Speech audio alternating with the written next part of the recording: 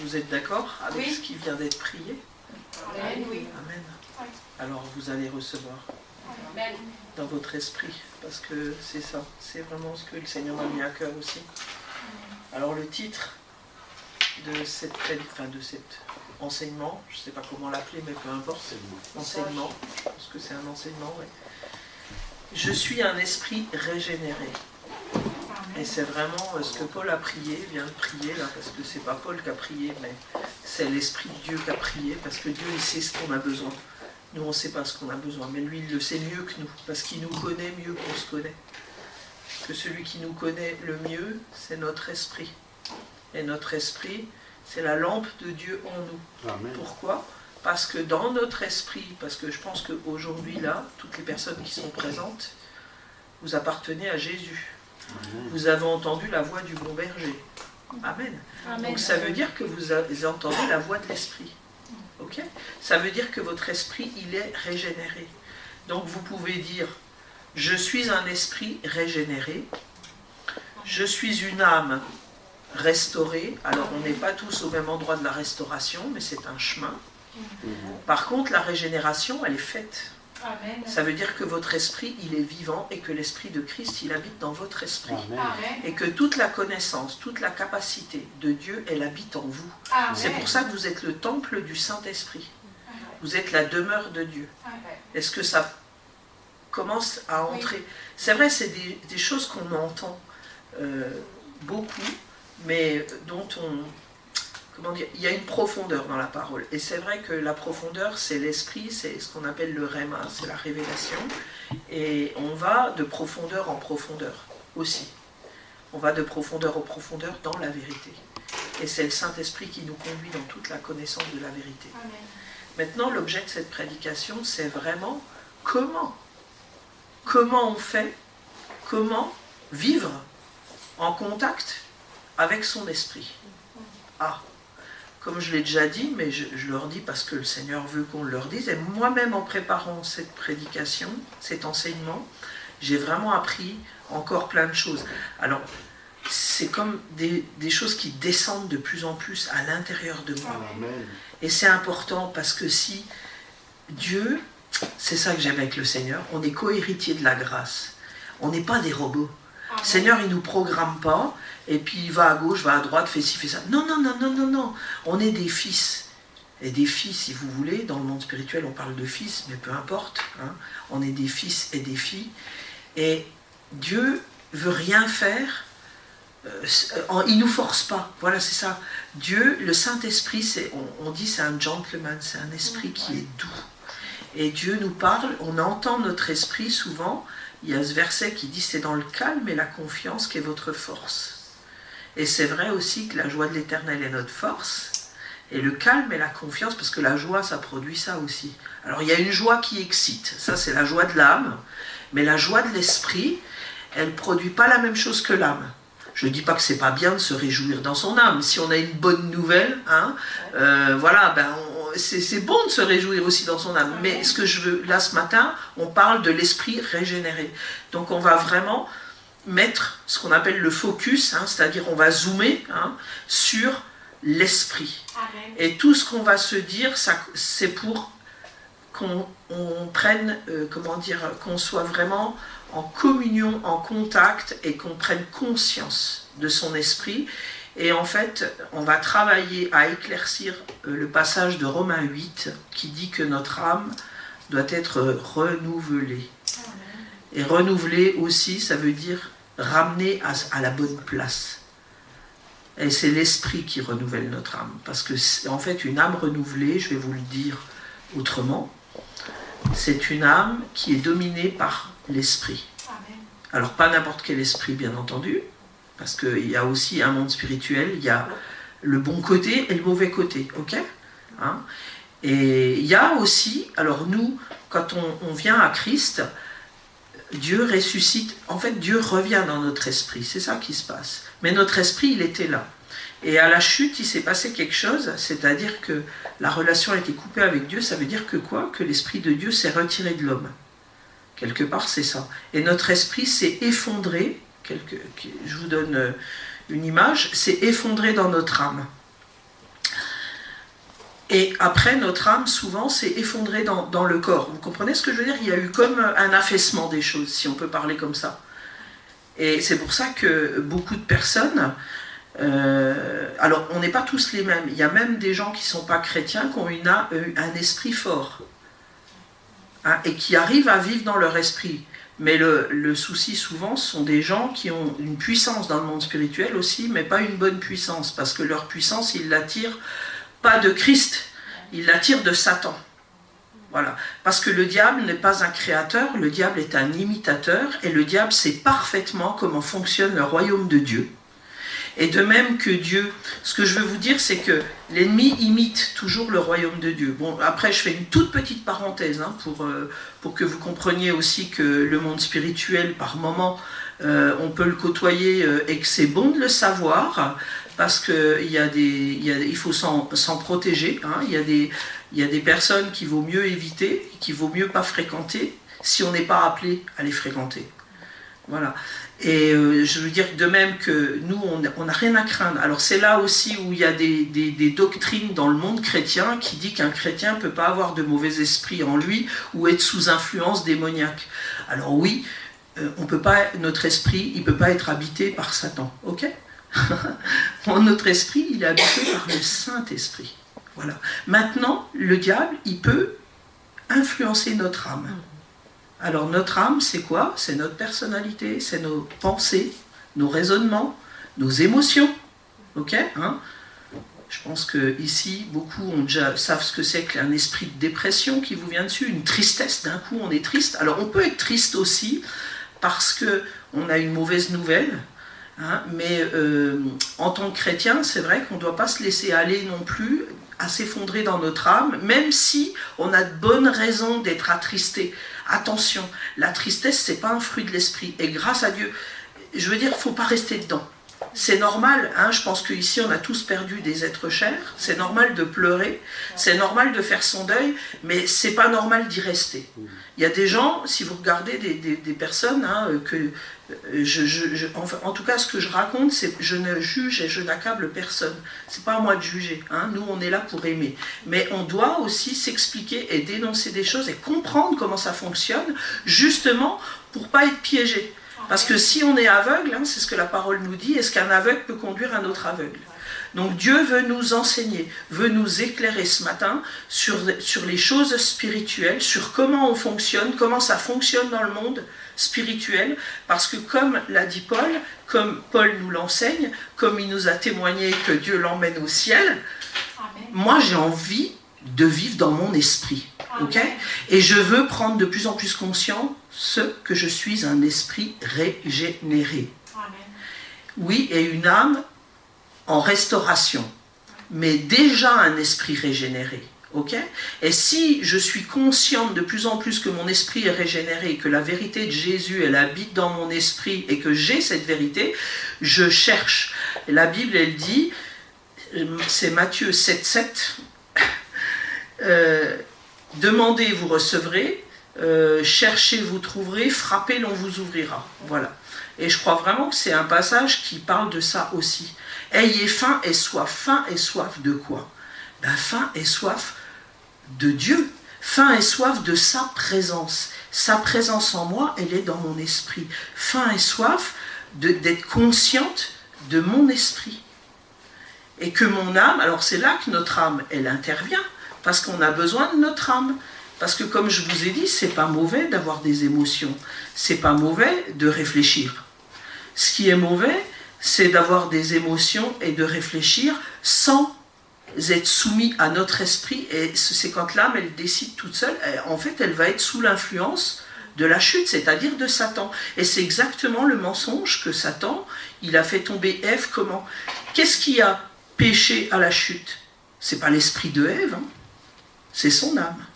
Il y a eu, en fait, on pourrait dire, si vous voulez, que l'âme s'est rebellée contre l'esprit et Ève a décidé, parce qu'elle l'a décidé, hein, comme nous on le décide, quand on décide de pas croire la vérité, de pas croire notre esprit, mais de plutôt croire notre âme, parce que notre âme, elle nous amène dans les sens. Hein.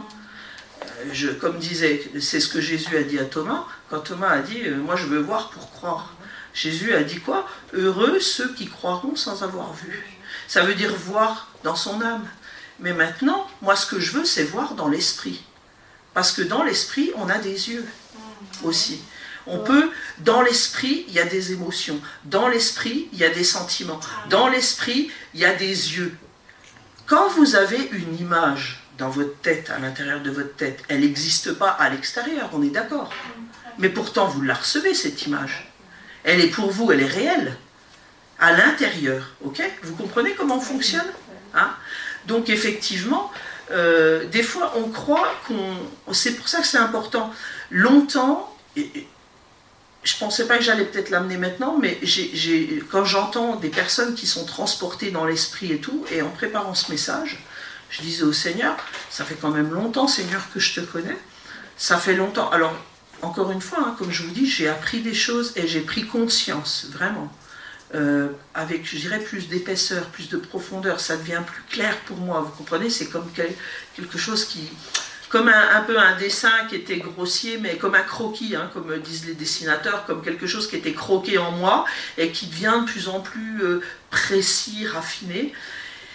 Et je disais, mais Seigneur, moi, il y en a, ils racontent, comme Paul, mais j'ai entendu d'autres pasteurs qui disent que tu les as emmenés, je pense à Pierre Offet, je pense à Joel Sping, là, le Canadien, ils disent, alors les deux, ils sont allés en Russie. Et puis après, Dieu les a emmenés déjà en esprit, leur a montré ce qu'il allait faire, leur a montré les besoins. Pierre Offet, il est déjà allé dans des endroits où Dieu lui a demandé de prier, mais il est parti en esprit. Et je dis, moi, Seigneur, je crois que j'ai jamais vraiment vécu des choses comme ça. Et puis le Saint-Esprit m'a rappelé quelque chose que j'ai toujours partagé, mais à peu de personnes et à demi-mot. Parce que je me suis dit, on va me prendre pour une dingue. Et ça m'est arrivé au début de ma conversion. Alors, en fait, je comprends ce que j'ai vécu aujourd'hui, et je rigole parce qu'il en fait, y a des choses dans notre esprit, et quand on n'est pas conscient de notre esprit, parce que quand on prie en langue, là aussi, j'ai envie d'en parler aussi, calmement, en 2 phrases. C'est Paul qui nous enseigne là-dessus dans les Corinthiens. Quand on prie en langue, on fortifie son esprit. On muscle son esprit. On développe son esprit. Pourquoi? Parce que notre intelligence, notre âme, elle est laissée de côté. C'est des mystères qu'on dit à Dieu. C'est notre esprit qui prie l'Esprit de Dieu. Et j'aime autant vous dire que le diable, il n'aime pas ça. Alors comprenez bien pourquoi dans l'Église, dans le mouvement chrétien, on va le dire comme ça, vous avez ceux qui sont charismatiques et ceux qui ne le sont pas. La Bible, elle est charismatique. Hein. Ben oui. Ou alors enlever des pages. J'avoue, hein, je m'excuse, mais je ne comprends pas comment on peut s'entêter là-dedans. Moi, j'ai reçu le baptême dans le Saint-Esprit après 15 jours de conversion. J'avais rien compris, si ce n'est que j'avais eu la révélation que Jésus était mort à la croix pour mes péchés. J'ai eu une conviction de péché, et une grande, je peux vous le dire, parce que si je n'avais pas dit oui, le Saint-Esprit à ce moment-là m'a dit, il n'y aura pas d'autre fenêtre. Donc j'ai vraiment eu une conviction de péché, je peux vous le dire. Et pourtant, avant de l'avoir, cette conviction de péché, moi je pensais que je n'avais pas besoin d'être racheté, parce que comme je disais, moi j'ai tué personne, hein. C'est vrai, j'avais tué personne, en fait, j'avais fait pas trop de mal, hein. En fait, c'était un peu comme les musulmans avec la balance, quoi. J'estimais que le mal que j'avais fait, j'avais compensé avec du bien, donc on était à 0, quoi. Les comptes étaient bons. Ça, c'est comme ça, non mais sérieux, c'est comme ça que je me voyais, quoi. Et quand l'Esprit est tombé sur moi, j'ai été convaincu de péché. Donc, à ma conversion, j'ai compris que j'allais en enfer, parce que je l'ai vraiment vu dans mon esprit, ça c'est, voilà, donc mon esprit était régénéré, le Saint-Esprit est venu, et j'ai dit oui à Dieu, ou j'aurais pu dire non, ça a été un combat, ça n'a pas été facile de dire oui, j'arrivais pas à parler parce qu'il y avait un combat spirituel aussi, mais j'ai dit oui à Dieu, c'est tout ce que j'avais compris, voilà. Mais j'ai entendu parler en... Ah oui, j'étais dans une église pentecôtiste et ça parlait en langue. Et je sentais que pendant que ça parlait en langue, ça priait en langue, ça chantait en langue, ça prophétisait en langue aussi, parce que ça c'est quelque chose qui s'est perdu. Enfin, perdu. C'est pas perdu, mais l'ennemi a réussi à l'arrêter et que ça revienne, que tous les dons du Saint-Esprit reviennent dans l'Église. Et le don d'interprétation des langues, on en a besoin de tous les dons du Saint-Esprit. Et merci Seigneur parce que tu le veux et tu le fais et tu le mets en place. Amen. Il y a peut-être quelqu'un ici qui a ce don. Amen. Ouais, ouvre les dons Seigneur. Et je sentais que pendant ces moments-là, il y avait quelque chose, il y avait une atmosphère. En fait, c'est l'atmosphère du ciel, je peux vous le dire. Aujourd'hui, je l'ai compris, je le sais maintenant. Je peux mettre des mots là-dessus. Et du coup, j'ai dit, mais Seigneur, je le veux, je le veux, je le veux. Et je l'ai reçu 15 jours après ma conversion. Je me rappelle, d'ailleurs, on priait beaucoup dans les églises à ce moment-là pour le baptême dans le Saint-Esprit, comme l'apôtre Paul le fait. Et je me rappelle que dans les actes, il y a un truc qui m'a impressionné, c'est Paul, à un moment donné, il se rend compte qu'il y a des personnes qui sont venues au Seigneur, hein, donc qui se sont converties, qui ont été baptisées d'eau, et il apprend qu'ils n'ont pas eu l'imposition des mains pour recevoir le baptême du Saint-Esprit, et il retourne lui, c'est pas lui qui les a amenés, je ne sais plus qui les a amenés, et il retourne lui pour leur imposer les mains pour qu'ils reçoivent le baptême dans le Saint-Esprit. Alors moi je me dis, si l'apôtre Paul il a fait ça, bon à l'époque il ne voyageait pas en avion, hein. Il voyageait à pied la plupart du temps. Hein. Non mais c'est vrai, j'ai envie de dire, si moi j'ai pas de voiture, vous habitez à 15 km de chez moi, puis que je viens vous voir, c'est que vraiment, c'est important que je vienne vous voir. Ok ? Alors après, vous verrez, c'est là que je vais en venir après, il y avait le voyage dans l'esprit. Hein. Philippe, il a voyagé en esprit, on est pris par le Saint-Esprit, c'est ce que je vous partageais de ces fameux pasteurs, où il y a plein d'autres personnes hein, qui l'ont vécu. Voilà, donc le Saint-Esprit est important. Donc je muscle mon esprit. Donc je suis en contact avec mon esprit depuis ma conversion. Alors, encore une fois, j'ai beaucoup à apprendre dans le domaine de l'esprit, d'accord ? Parce que c'est vraiment un domaine où, si on n'est pas en relation, vous m'entendez toujours dire, ce qui compte, c'est la relation avec Dieu. Et c'est dans notre esprit qu'on est en relation avec Dieu. Et c'est dans le calme et la confiance qui est notre force, mais on n'entend pas la voix de Dieu dans le brouhaha, et Dieu parle à ses amis. Alors, est-ce que quand vous avez un ami, ça veut dire quoi un ami ? Ami, ça vient d'amour. Ça veut dire une relation d'amour. Ça veut dire, dans l'amour, il y a la fidélité, mais dans l'amour, il y a la confiance aussi. Donc quand j'ai un ami qui me fait des promesses, alors, je parle d'un ami, un vrai ami, hein, je ne parle pas des gens qui donnent leur parole en l'air, ok ? Parce que la parole de Dieu, elle n'est pas en l'air. Justement, la parole de Dieu, elle dit qu'elle ne tombe jamais par terre. Donc c'est bien que ce n'est pas une parole qui se jette et on ne sait pas ce qu'elle va produire ni où elle va atterrir. Donc quand vous avez un ami sur qui vous pouvez compter, un ami qui est fiable, un ami qui dit toujours la vérité, un ami qui fait toujours ce qu'il dit, vous voyez de qui je parle ? Est-ce que vous le croyez ou vous ne le croyez pas quand il vous fait des promesses ? Donc, des fois, non mais ça, on est capable d'être fidèle dans l'amitié. Je parle à des personnes chrétiennes qui marchent, vous comprenez ? Je parle à des fils et des filles qui marchent. Je ne parle pas des bébés là, d'accord ? On n'est pas dans le bébé qui n'a rien compris ou qui ne veut pas avancer, qui veut juste être sauvé et qui ne sait pas ce que c'est que Jésus Seigneur. Je parle à des fils et des filles qui ont compris que Jésus est Sauveur, mais Seigneur. Et vous verrez que souvent, l'apôtre Paul, quand il parle du Seigneur Jésus, il ne parle plus du Sauveur la plupart du temps. Il parle du Seigneur.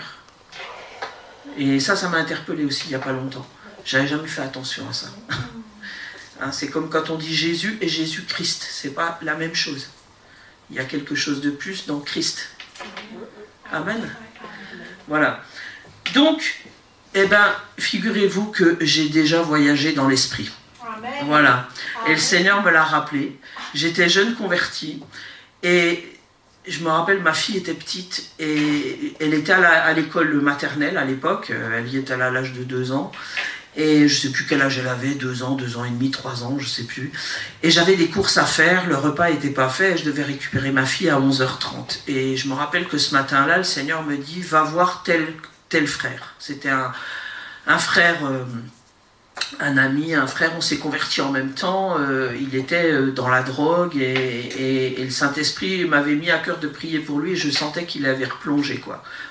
Enfin, ça allait pas, quoi. Et Dieu me dit, va le voir. Et moi, je dis, mais Seigneur, c'est pas possible, je peux pas, voilà. Et je n'arrivais pas à dire oui à Dieu, parce que d'un côté, il y avait mes obligations de maman, et j'avais mon emploi du temps, il était bouclé, je pouvais pas, je voyais pas, j'arrivais pas, quoi. Pour moi, c'était important aussi d'aller en course, de faire à manger à ma fille, de récupérer ma fille à l'heure. Enfin, puis je pensais que ça pourrait pas le faire si j'obéissais à Dieu. Et en fait, à un moment donné, je peux vous dire, j'ai un trou, je peux même pas vous dire la suite. Voilà. La suite, c'est je me suis retrouvée devant chez ce gars, dans ma voiture. Et je me suis dit, je me suis pas trop dit parce que je comprenais rien. Et je me suis demandé si j'avais pas été trop occupée dans l'esprit. Enfin voilà, je comprenais rien. Et la seule explication que j'ai trouvée, c'est que entre le moment où je résistais au Saint-Esprit, mais de bon cœur, parce que je voulais être une bonne maman et tout, c'était pas pour des mauvaises raisons, c'était vraiment des excellentes raisons que j'avais. Et Dieu, il m'a pris et il m'a mis devant chez lui. Mais dans ma voiture, hein. Et j'ai aucun souvenir de quand je suis... Si, j'ai le souvenir, je suis montée dans ma voiture, j'ai mis la clé dans le contact, c'est tout. Le reste, j'ai le souvenir que je me suis comme réveillée devant chez lui, quoi. Bon, et je suis... Alors là, excusez-moi, j'ai pas discuté, j'ai obéi. Et je suis allée le voir, et effectivement, c'était un moment crucial. Voilà. Je me réjouis parce qu'aujourd'hui, ce frère... on n'est plus trop en contact, mais quand même sur Facebook, on peut avoir des contacts de temps en temps, et je suis émerveillée de ce qu'il vit avec Dieu et des dons que Dieu lui a donnés, quoi. C'est un amoureux de Jésus, un amoureux de la parole. Amen. Amen. Voilà, donc le Saint-Esprit m'a rappelé ça. Et j'ai dit, mais Seigneur, mais c'est super, mais pourquoi j'en vis pas plus? Et puis après, c'est là que je vous parlais de l'image. Puis le Seigneur m'a dit, mais t'as pas des images souvent dans ta tête, une pensée, une image? Je dis, oui. Alors il m'a dit, ok, mais c'est vrai que ce que j'ai, j'en ai pas assez. Ok? Alors c'est pas parce que Dieu veut pas m'en donner, c'est parce que moi, je vais pas en chercher assez. Et ça, je l'ai compris. Je parle de faim et de soif. Donc, pourquoi ce titre, je suis un esprit régénéré? Parce que j'ai décidé, et j'espère que vous allez prendre cette bonne décision comme moi, de vivre plus dans mon esprit que dans mon âme, et de développer cette conscience que l'Esprit de Christ habite en moi et que j'ai toute la capacité et la connaissance de Dieu pour toutes les situations de ma vie. Et de mettre mon esprit, enfin l'Esprit du Seigneur et mon esprit en premier. Et que mon âme, elle aille chercher à cet endroit-là, et non pas ailleurs, les solutions. Voilà. Ça, c'est la décision que j'ai prise, et je sais qu'il y a plein de choses dans la parole qui me donnent confiance dans ce chemin. Parce que Dieu, en fait, il nous appelle sans arrêt à ça. Je suis un bon père. Tout est pourvu. Paul nous l'a dit dans la dernière prédication, tout est pourvu. Ça veut dire que toutes les provisions dont on a besoin pour affronter nos situations de chaque jour, c'est pourvu. Dieu, il sait tout. Dieu, il est avec nous là. Il est au présent, Dieu. Mais Dieu n'est pas dans le temps. Nous, notre vie, on est dans le temps. On est dans le temps des nations. Notre esprit est déjà dans l'éternité, mais notre vie, on vit dans le temps des nations. Mais Dieu, il est dans l'éternité. Et nous, notre vie, elle est linéaire. On est né, on a un commencement. Dieu n'a pas de commencement et il n'a pas de fin. Nous, on a un commencement, mais on n'a pas de fin. Amen. On est éternel. Mais on a une fin sur la terre, mais parce que Dieu a mis une fin au temps des nations. Il y aura des nouveaux cieux, une nouvelle terre. Ça, c'est prévu, on le sait, c'est dans le programme. Donc, tout est pourvu. Je me le dis à moi, je vous le dis à vous, mais je me le dis à moi, ça me fait du bien de me le dire. Ok ? Il n'y a aucune montagne, aucun obstacle, aucun problème qui est trop grand pour Dieu dans vos vies. Et Dieu n'est jamais pris au dépourvu. Donc, moi, je ne veux plus être prise au dépourvu. Vous comprenez? Parce que Dieu veut nous prévenir. Quand on parle d'Abraham, souvenez-vous d'Abraham. Franchement, tout ce que j'ai préparé, ça n'a rien à voir avec ce que je vous dis, si ce n'est ce qu'il y a à l'intérieur, mais je ne passe pas du tout par les chemins, mais c'est rigolo ça. Abraham, quand avec son neveu Lot, avec Sodome et Gomorrhe, qu'est-ce que Dieu dit? Cacherai-je à mon ami Abraham? Et Abraham, il vient, il est inquiet, Abraham, il est inquiet pour son neveu. Bon, je pense qu'il a eu des nouvelles, hein, il a regardé BFM TV, ou je sais pas, mais il s'est informé.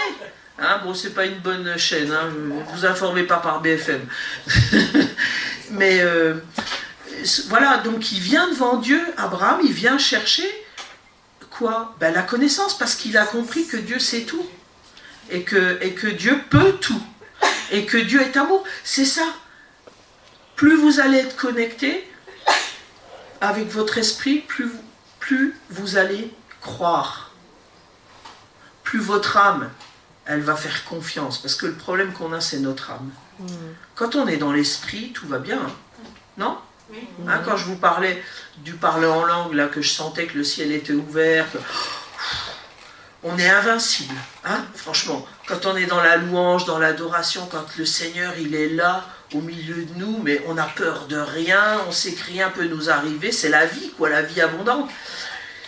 Et quand on sort un peu alors quand on est ensemble, c'est super, hein, parce qu'on est beaucoup plus fort, et la Bible, elle dit que Dieu siège au milieu des louanges de son peuple, donc, et il y a les anges, et bon, il y a les miens, il y a les vôtres, hein, et il y a ceux aussi qui sont pour l'Église, donc ça fait beaucoup. Mais quand on sort de là, puis que demain c'est lundi, on va reprendre nos activités professionnelles, ou tout à l'heure on va rentrer dans nos maisons, on va peut-être être en contact avec des personnes qui n'ont pas le Saint-Esprit, et qui n'ont pas des anges, qui ont peut-être plutôt des démons, et voilà. Et c'est pour ça que c'est important que notre âme, elle se démoralise pas tout de suite, mais qu'elle reste, et que on mène le bon combat de la foi. Mener le bon combat de la foi, c'est pas dans votre esprit. Hein. Votre esprit, il n'a pas à combattre. Hein. C'est votre âme qui doit rester dans les choses spirituelles, qui doit accepter que le spirituel est premier. Et c'est votre âme qui doit donner la réalité, c'est-à-dire accepter la réalité de l'esprit, plus que la réalité physique. Si on veut être des êtres surnaturels, il faut que notre naturel il soit soumis aux choses spirituelles. Parce être chrétien, c'est pas vivre normalement, hein. C'est pas vivre naturellement. Parce que vivre naturellement, c'est vivre dans sa chair, c'est vivre dans l'être animal, c'est bien ce qui est arrivé à la chute, hein. Et c'est bien ce que Dieu il dit aussi dans sa parole. Bon, j'ai toutes les références, mais quand il dit que son esprit ne restera pas tout le temps dans l'être humain et ne contestera pas toujours. Hein, ça, c'est pour les personnes qui vivent dans la chair. Et la Bible, elle nous dit que la chair est inimitié contre Dieu. Ça veut dire que la chair, elle est l'ennemi. Elle est l'ennemi de Dieu, mais la chair déchue, bien entendu, la chair qui est gouvernée par l'âme. Parce que l'âme a été soumise à Satan, mais en même temps, l'âme a décidé de s'élever, de se rebeller, en fait, c'est ça, et de se prendre pour Dieu. Comme si elle n'avait ni commencement ni fin, comme si elle connaissait tout. Notre âme ne connaît pas tout. Elle connaît que ce qu'elle veut bien connaître, justement. Et là, on parle de la volonté. Ok ? Donc c'est important. Comme Ève, à un moment donné, elle a décidé d'écouter son âme, et bien nous, on a décidé d'écouter notre esprit. Et pour ça, oui, d'être en contact avec notre esprit. Et comment être en contact avec notre esprit ?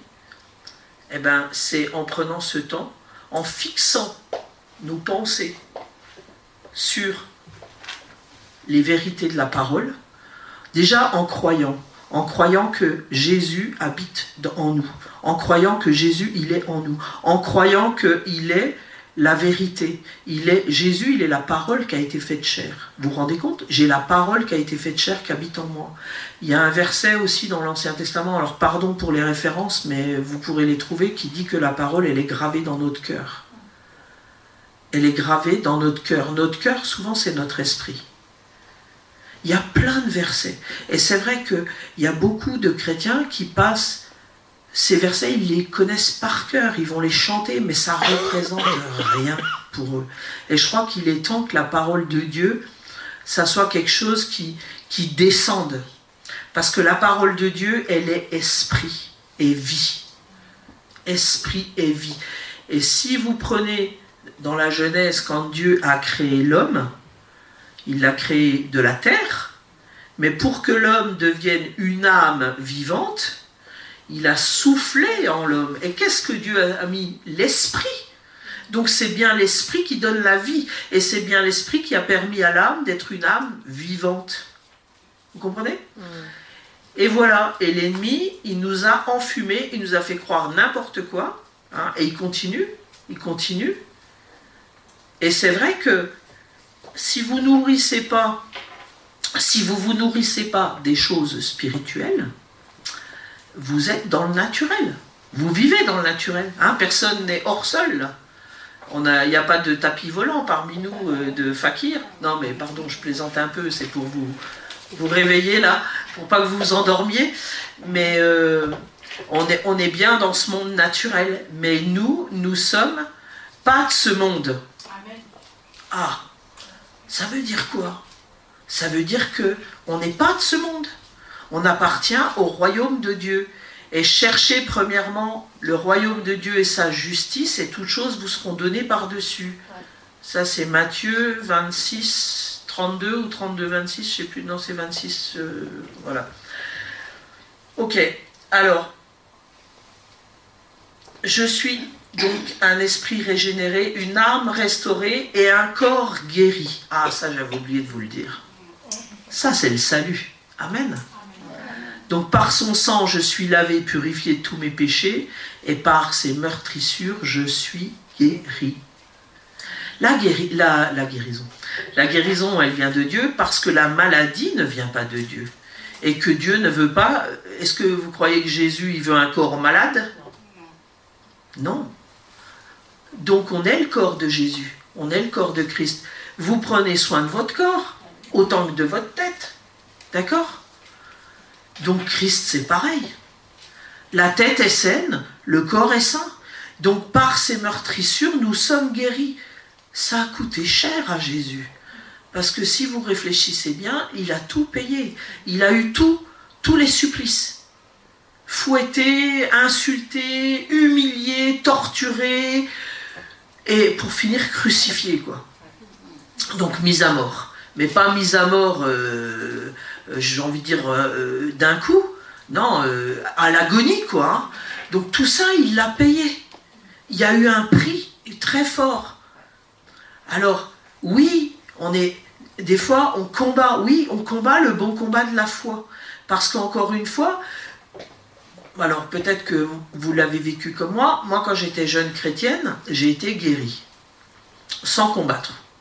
Il y a des fois, c'est la foi du pasteur, la foi des anciens qui m'a guéri, ou je ne sais pas. En tout cas, j'ai eu des guérisons plusieurs fois, juste en proclamant, et voilà, et ça, c'était super. Et puis, j'ai eu aussi dans ma vie des guérisons en combattant. Par rapport à mes genoux, je ne sais pas si je vous l'ai déjà partagé, mais c'était un combat de plusieurs mois. D'ailleurs, on s'habitue aussi à une certaine douleur, hein, je sais pas, mais j'avais une douleur à l'intérieur du genou, c'était un héritage de mes ancêtres, alors que j'avais brisé l'héritage, parce que je prends que l'héritage de Jésus, mais je ne prends pas les malédictions qui viennent de mes ancêtres. La malédiction, elle s'est arrêtée à moi, elle ne descend pas sur ma descendance, et je refuse la malédiction de mes ancêtres. Voilà. Et donc, j'avais cette douleur, j'avais un genou énorme, parce que tout rouge et tout, et je commençais, et j'avais mal tout le temps. Même quand je bougeais pas, j'avais mal, tout le temps, tout le temps, tout le temps. Et je proclamais, je refusais, je disais, mais par les meurtrissures de Christ, je suis guéri. Cette puissance de maladie, parce que la maladie, c'est des esprits méchants qui sont à l'œuvre, hein. Et je disais, mais t'as aucun droit dans mon corps, t'as aucun droit, aucun droit. Et j'ai demandé au Saint-Esprit, j'ai dit, Saint-Esprit, est-ce qu'il y a une porte ouverte? Parce qu'on peut ouvrir la porte aussi à la maladie par le péché, ok? Alors, soit un péché qu'on ignore, hein, c'est pour ça qu'on a besoin aussi de savoir, parce que le Seigneur va nous le montrer. Ça peut être un péché qu'on ignore, ou soit un péché qu'on a oublié, parce qu'à force aussi de pratiquer des mauvaises choses, le Saint-Esprit, une fois, il vous dit non, 2 fois, il vous dit non, et puis après, ça s'arrête. Vous avez déjà remarqué ça? Ou il n'y a que moi qui ai été une tête de mule parfois? Ok. Donc, on oublie que ça déplaît à Dieu dans notre vie. Et là, le Seigneur m'a montré que non, il n'y avait aucune porte qui était ouverte, voilà. Et donc, par la foi, je me suis inscrit à un camp ski chrétien, avec un mal au genou, et un genou comme ça, parce que j'aime skier. Et puis, je l'ai été par la foi. Et j'ai été guéri, voilà. Et alors, pareil, la guérison, en fait, c'était un camp de ski chrétien, donc on priait le matin, on se réunissait le matin et le soir. C'était avec Jean-Marc Bigler, je ne sais pas si vous connaissez le ministère Soteria, avec Sylvain Frémont. C'était des bons guerriers. Et c'était magnifique et formidable. Et le matin, on se réunissait, on était dans un hôtel, on se réunissait dans des chambres à 10 à peu près, et on priait les uns pour les autres, on se faisait du bien, on communiait ensemble à la table du Seigneur. Alors on ne prenait pas forcément le pain et le vin, mais on communiait dans l'esprit, et on se mettait au service les uns des autres, on prenait un passage de la parole, on le méditait, enfin voilà, c'était magnifique et formidable. Et du coup, j'ai dit, écoutez, moi j'aimerais bien qu'on prie pour mon genou, et on m'a imposé les mains. Une sœur m'a imposé les mains, et j'ai senti comme une décharge, quoi, comme un coup de jus, quoi. Mais j'ai vraiment même vu dans l'esprit, j'ai visualisé un truc qui est comme un éclair, voilà, un éclair, qui est rentré dans mon genou et qui est ressorti. Et j'ai senti une chaleur, et j'avais plus mal. Et je me suis levé de ma chaise, et je faisais comme ça, et je le tournais dans tous les sens. Et j'étais là, ouais.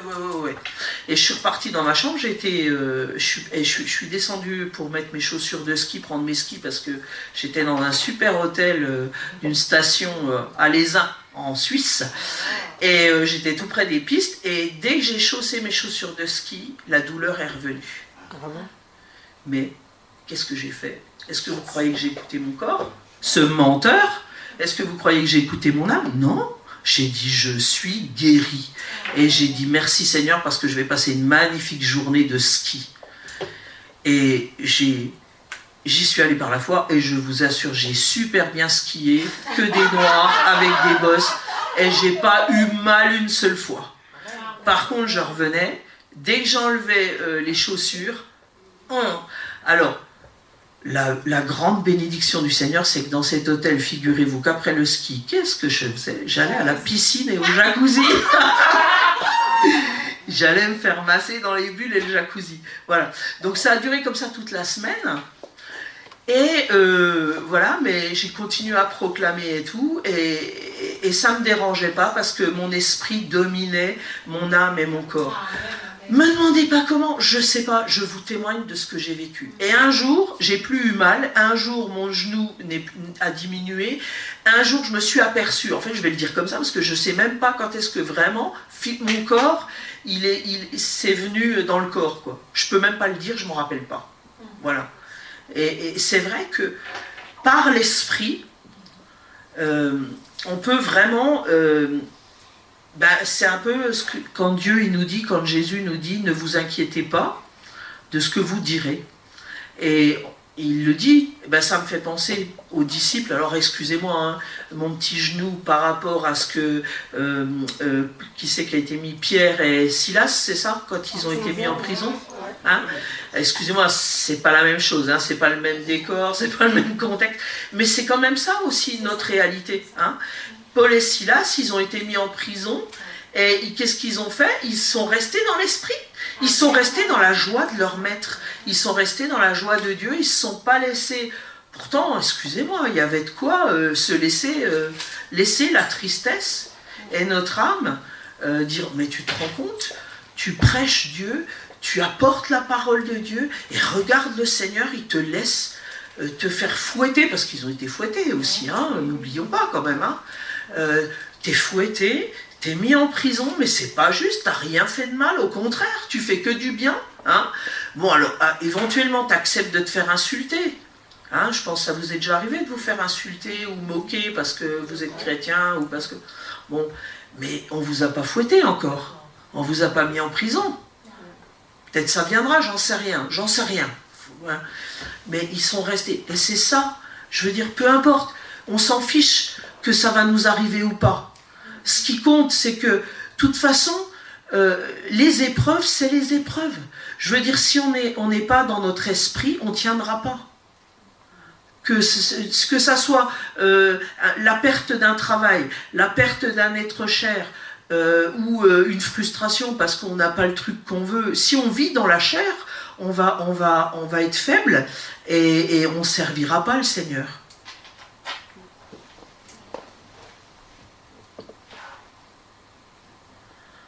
Quand on dit que mon identité, elle est en Jésus, je suis un esprit régénéré. Ma vraie identité, c'est mon esprit qui l'a. Mon âme, elle est en cours de restauration. Ma vraie identité, elle est dans mon esprit, mon vrai moi. Mon esprit ne pêche jamais. Amen. Donc ne doutez pas. Alors, comme je l'ai dit, je ne parle pas à des bébés, je parle à des fils. Ça veut dire quoi? Ça veut dire que on ne vit pas dans le péché. Je ne parle pas à des personnes qui vivent dans le péché et qui pratiquent le péché ouvertement. Maintenant, ça nous arrive d'avoir des faiblesses, ok? Mais ça, c'est différent. Et qu'est-ce qu'on fait quand on a une faiblesse? Eh bien, on se repent. Et Dieu nous pardonne. Amen. Mais Dieu ne nous retire pas son esprit. Ne le croyez pas. Ok? Même si je le sais parce que je l'ai dit dans une prédication, parce que je l'ai vraiment reçu, on ne joue pas avec Dieu, parce qu'à force de résister au Saint-Esprit, en gros c'était la pensée que j'avais eue, on est sauvé en espérance, d'accord? Et par la foi. Et ce que Dieu m'avait mis à cœur quand je préparais la prédication du mois de septembre, c'était de dire que ceux qui résistaient, à force de résister au Saint-Esprit, on prend le risque de son salut. C'est ça que j'avais reçu, ok? Mais il ne s'agit pas des faiblesses qu'on peut avoir parfois. Hein? Ça n'a rien à voir. Amen. Donc, soyez rassurés, Dieu est fidèle. Et quand nous, on ne l'est pas, lui, il le demeure. D'accord? Donc, merci Seigneur. Parce que je n'ai pas à m'inquiéter. Parce que ton amour, tu ne vas pas me le retirer. Parce que ton amour, il n'est pas conditionné à mon comportement. Il n'est pas conditionné à ce que je comprends ou ce que je ne comprends pas. Il n'est pas conditionné aux efforts que je fais ou que je ne fais pas. C'est pour ça que c'est important. Parce que Dieu, ce qu'il aime, c'est passer du temps avec nous. Et encore une fois, il y a beaucoup de choses qui sont dans la Genèse, au commencement.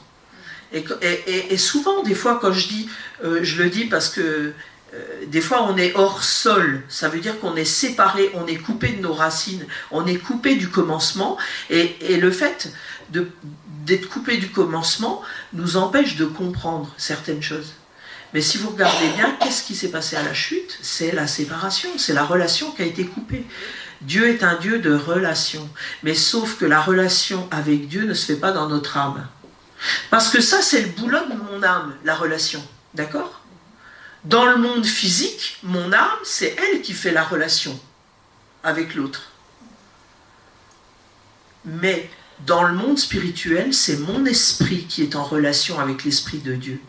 Et si moi, je ne suis pas dans la conscience de mon esprit, ça veut dire que si moi, si j'arrive pas à être en relation avec mon propre esprit, je ne serai pas en relation avec Dieu. Donc ça, c'est compris, c'est super. Maintenant, on est fusionné. C'est ça, j'avais ça aussi, je voulais partager avec vous. J'ai entendu Paul dire, alors beaucoup de choses que Paul y dit, je ne suis pas inquiète, je sais que c'est l'Esprit de Dieu en lui qui le dit. Une fois, Paul t'a dit, mais moi c'est des paroles, des fois, tac, ça tombe et puis ça mouline après. C'est l'Esprit de Dieu en nous et notre esprit ne font qu'un. Alors, c'est un truc qui est connu, hein, c'est dans Jean, dans l'évangile de Jean. Hein, Jésus il dit, comme je suis un dans le Père, vous serez un en moi, et donc ça veut dire qu'on est dans le Père. Mais c'est une vérité qui n'avait pas de profondeur en moi. Et c'est ça que je veux vous partager, c'est que cette profondeur, Dieu commence. Je n'ai pas dit qu'elle était terminée, parce que je crois qu'on n'a jamais fini. Et comme dit l'apôtre Paul, tant qu'on est de ce monde, hein, un jour quand on sera dans la présence de Dieu pleinement, on connaîtra comme on a été connu. Mais pour l'instant, on découvre. Hein, la connaissance, elle augmente. C'est ça. Et nous sommes fusionnés en Dieu par son esprit, dans notre esprit. Voilà. C'est-à-dire que l'esprit de Dieu, je vais vous le dire autrement, je vais vous le dire comme je le comprends, il est venu habiter dans mon esprit. Mais en fait, on n'arrive plus à distinguer mon esprit de l'esprit de Dieu. C'est ça que je veux vous dire. Ils ne font qu'un. Amen. Amen. Alors,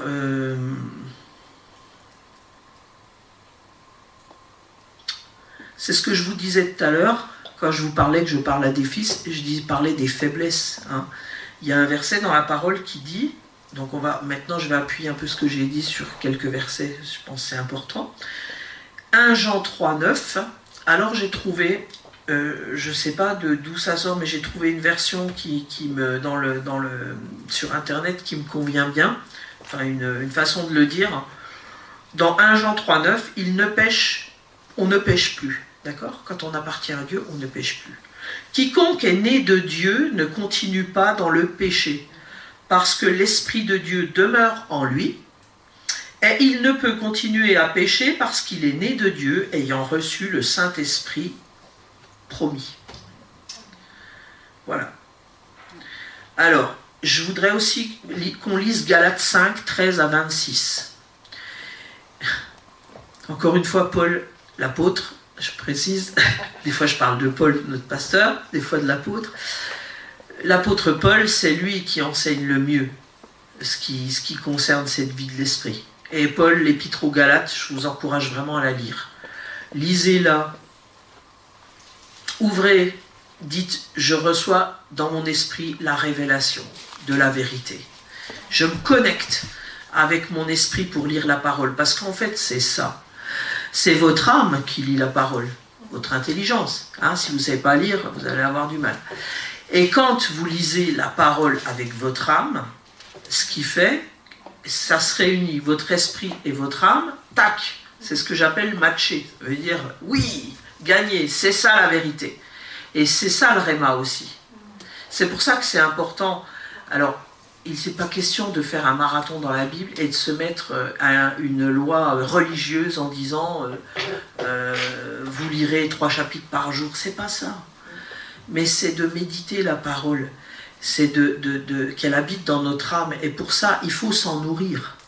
Je veux dire, si on se nourrit que de la télévision, que de la radio, que des nouvelles du monde charnel, naturel, la vérité, elle va s'éloigner de nous. C'est comme si on met quelque chose dessus. Il y a un verset dans la parole de Dieu qui dit « Secoue ta poussière, hein, lève-toi d'entre les morts et secoue ta poussière ». Nous ne sommes pas morts spirituellement puisque nous sommes un esprit régénéré, c'est bien le titre. Donc vivons à partir de cet esprit régénéré et utilisons notre âme. C'est ça Romains 8, que notre âme soit renouvelée, que notre entendement, notre intelligence soit renouvelée par l'eau de la parole. Mais à un moment donné, il faut passer à l'action. Donc ce que je veux dire par là, quand Jésus dit qu'il est le pain du ciel, il est le pain de vie, c'est pas n'importe quelle image que Dieu prend. Quand Dieu a nourri son peuple avec la manne tombée du ciel, c'est pas n'importe quelle image, tout ça sont des choses pour nous apprendre comment fonctionne le royaume de Dieu et comment on fonctionne dans le royaume de Dieu. Voilà. Donc, on va lire juste Galates et puis après, on va s'arrêter là. Prier peut-être pour finir et puis s'arrêter là. Non pas que c'est une habitude de prier, mais j'aime bien sceller les choses par l'esprit aussi. Alors, avant de lire Galates, ce message, Dieu a commencé à me parler et après on lit Galates. Au travers d'Ézéchiel 36, 37, 38. Alors, je vous dis juste ce que j'ai compris en lisant 36, 37, 38. Après, vous le lirez chez vous si vous voulez. J'ai compris que c'était déjà une annonce du salut, que Dieu parlait de l'esprit qu'il allait déposer en chacun de nous, qu'il allait changer nos cœurs de pierre en cœurs de chair, et qu'il allait mettre son esprit à l'intérieur de nous. C'était déjà une promesse. Et ce que j'ai vu dans 38, c'est qu'on dit que l'Église, c'est l'armée de l'Éternel, et on voit ces fameux ossements. Et ça fait un moment que le Seigneur me parle avec les ossements. Et ces ossements, qu'est-ce que Dieu dit à son prophète? Donc Dieu parle au prophète, et le prophète, il ordonne, il obéit à Dieu, il ordonne par des paroles spirituelles, donc c'est l'esprit, on voit que c'est tout l'esprit.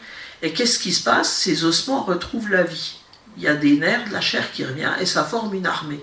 Et ce que j'ai compris, voilà, en méditant là-dessus, c'est que rien ne se fera, c'est ni par puissance ni par force, mais par mon esprit.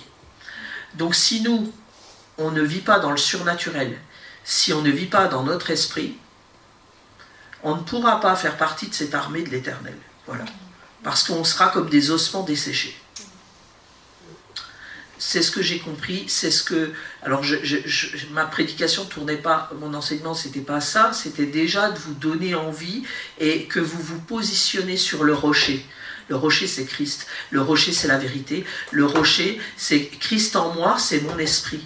Et c'est que vous appuyez votre vie et que vraiment vous ayez cette faim et cette soif de vivre dans votre centre. Et dans votre centre, il y a Christ. Soyez christocentrique, ça veut dire que centré sur votre esprit, c'est ça que je voulais vous apporter. Et on va finir par Galates 5, 13 à 26. Oui, mes frères, vous avez été appelés à la liberté. Seulement, ne faites pas de cette liberté un prétexte pour vivre comme des hommes livrés à eux-mêmes. Donc, on voit bien encore une fois que c'est dans l'esprit. Au contraire, par amour, mettez-vous au service les uns des autres. Donc, ça, c'est un fruit de l'esprit. Car la loi se trouve accomplie tout entière par l'obéissance à cette seule parole. Aime ton prochain comme toi-même. Mais si vous vous blessez les uns les autres et si vous vous entre-déchirez, prenez garde, vous vous détruirez mutuellement. Je vous dis donc ceci, laissez le Saint-Esprit diriger votre vie, et vous n'obéirez pas aux désirs qui animent l'homme livré à lui-même, car ces désirs sont diamétralement opposés à ceux de l'Esprit. Et l'Esprit a des désirs qui sont à l'opposé de ceux de l'homme livré à lui-même. Les deux sont opposés l'un à l'autre, c'est pourquoi vous ne pouvez pas être votre propre maître. Oh, les gros mots qu'il y a là-dedans. Oui, nous ne nous appartenons plus. Jésus est mon Seigneur, il est mon Maître. Amen. Mais si vous êtes conduits par l'Esprit, vous n'êtes plus sous le régime de la loi. C'est pour ça que je vous ai dit, on ne va pas se faire des lois, lisez 2 chapitres. Non. On marche. Tout le monde voit bien ce qui procède de l'homme livré à lui-même, l'immoralité, les pratiques dégradantes et la débauche. Donc je vous ai bien dit, je ne parle pas à des gens qui pratiquent le péché ouvertement. L'adoration des idoles est la magie. Donc l'adoration des idoles, ça veut dire qu'on vit, oui, dans les choses naturelles. Ça peut être mon travail, ça peut être du sport, ça peut être mes enfants, les idoles, tout ça, la télé, tout ce qu'on veut qui passe avant Dieu. Et la magie, donc les haines, les querelles, la jalousie, les accès de colère, les rivalités, les dissensions, les divisions, l'envie, l'ivrognerie, les orgies et autres choses de ce genre. Je ne puis que répéter ce que j'ai déjà déclaré à ce sujet. Ceux qui commettent de telles actions n'auront aucune part à l'héritage du royaume de Dieu. C'est ce que je vous partageais, que j'avais reçu au mois de septembre en préparant l'autre prédication, qu'à force d'endurcir son cœur, on risque à un moment donné un non-retour. Mais le fruit de l'esprit, c'est l'amour, amen, la joie, la paix, la patience, l'amabilité, la bonté, la fidélité, la douceur, la maîtrise de soi. La loi ne condamne certes pas de telles choses. Or, ceux qui appartiennent à Jésus-Christ ont crucifié l'homme livré à lui-même avec ses passions et ses désirs.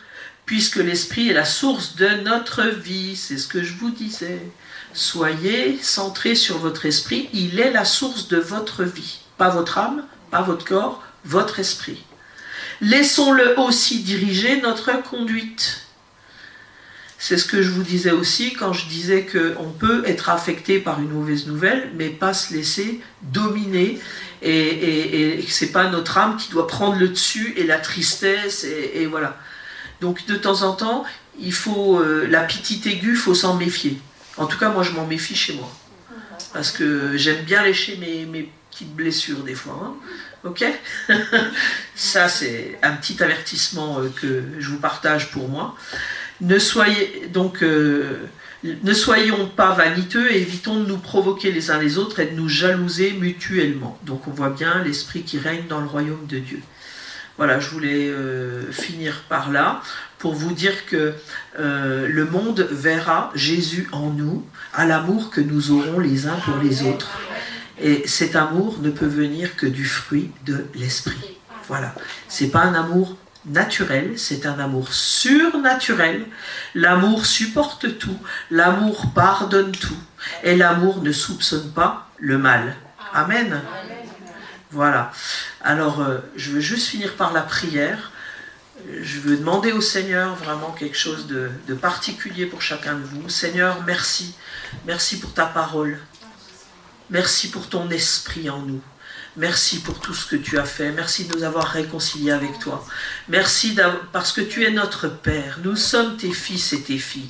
Merci Seigneur parce que tu as déjà tout provisionné. Il n'y a rien dans nos vies qui te prend au dépourvu. Tu as déjà tout pourvu, Seigneur. Et Seigneur, ta parole nous dit, tu nous promets, Papa d'amour, que tu nous appelles à des vies de bonheur et d'espérance. Alors Seigneur, je te prie pour moi, mais je te prie pas pour moi en premier, pardon, mais pour mes frères et sœurs et pour nous tous ici, moi y compris, Seigneur.